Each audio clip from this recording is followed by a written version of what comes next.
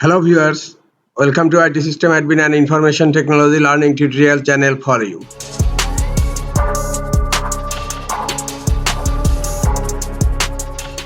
Today in this tutorial I am going to show you how to disable guest user account using command prompt on Windows 11 computer.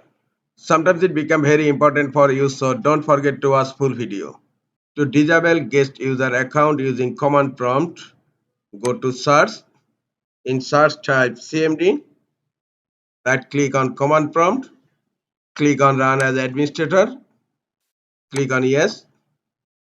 In command prompt type net user guest slash active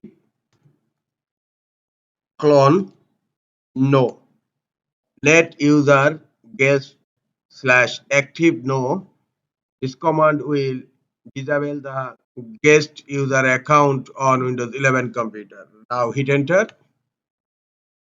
The command completed successfully. Close command prompt.